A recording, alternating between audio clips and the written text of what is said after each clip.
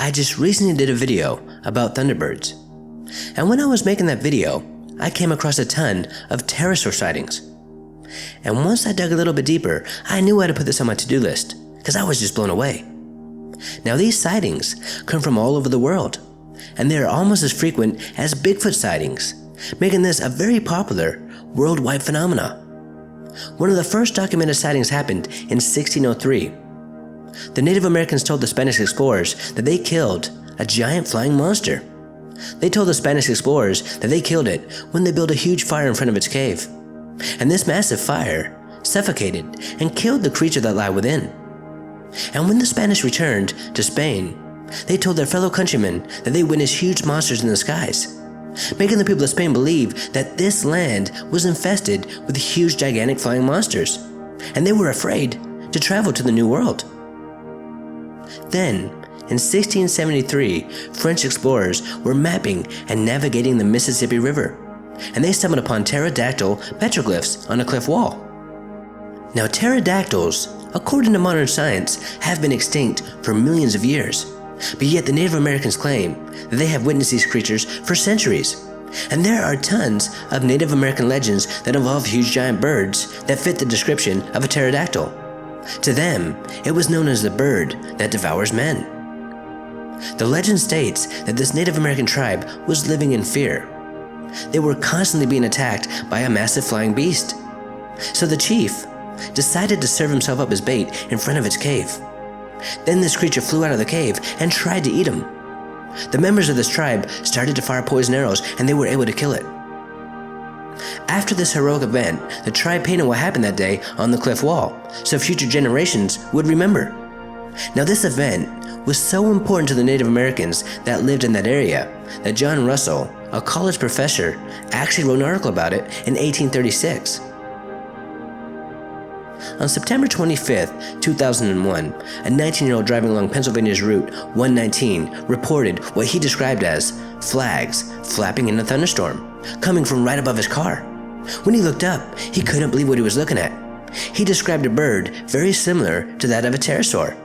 And over the next few months, there were a lot more sightings of this creature. Then, in 1976 and in 1982, there was another wave of sightings in Texas. Now these sightings always seem to occur in clusters, and most of these eyewitnesses truly believe that what they saw was supposed to be extinct. There are also tons of sightings in Africa and the Congo region each and every year. The locals call them the overturner of boats.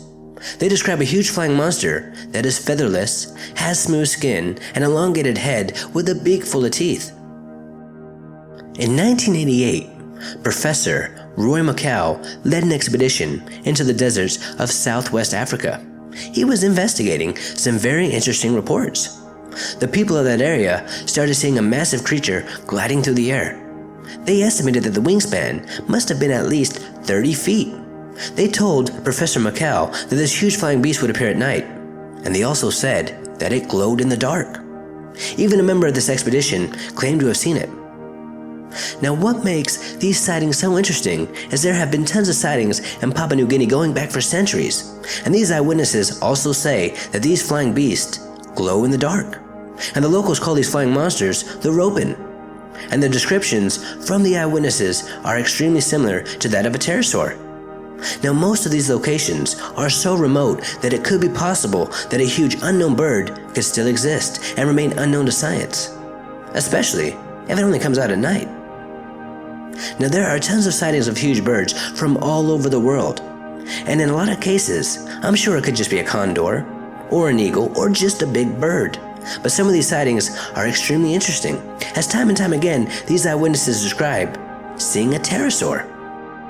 There are also tons of pictures of alleged pterosaur sightings, but most of these are considered hoaxes.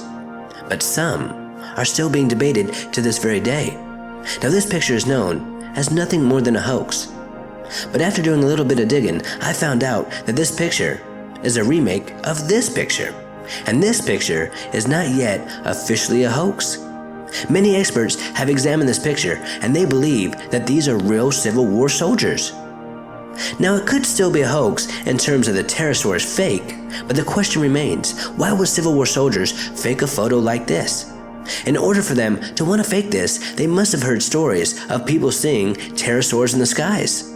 So either way, real or hoax, I find it very interesting, as back in those days, there were a lot of pterosaur sightings, just as we have today. Now here's where things get even more interesting. While researching this video, I stumbled upon a great article from AliveDragon.com. Now this article discusses missing children, and a lot of these accounts come from Missing 411. Missing 411 is one of the most terrifying books I've ever read. The documented cases that are described in this book goes into great detail about how people seem to just vanish right into thin air. Now over the years, tons of children have gone missing while camping or visiting a national state park, and in almost all these cases, the child was not very far away from their parents. Now it's very rare, but sometimes they do find these kids a couple of days later. And the thing that baffles investigators is when they find these kids, they find them miles away in very remote parts of the forest. And in some cases, you would need a helicopter in order to get there. Now one thing all these children have in common is they always have a lot of bruises and scratch marks. It's as if they fell off something that was pretty high, making the investigators believe the only rational explanation is a child must have been taken by something that flies, and whatever this was, decided to drop it. Now according to my research, the strongest bird is a bald eagle, and the maximum that it can carry is 15 pounds. A 2-year-old weighs on average 26 to 30 pounds. So a bald eagle could probably attempt to take a 2-year-old, but they wouldn't get very far. And not to mention that some of these kids are found miles away and they weigh up to 40 pounds.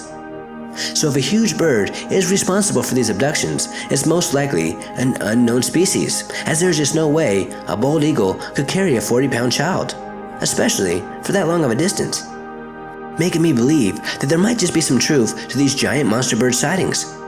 Another thing that I would like to add is when researching this video, I came across tons of websites dedicated to ancient and modern day pterosaur sightings. I mean, it just blows my mind how big this phenomenon really is.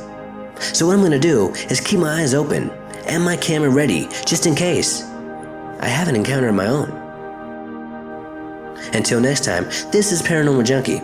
Make sure to hit that subscribe button and stay tuned.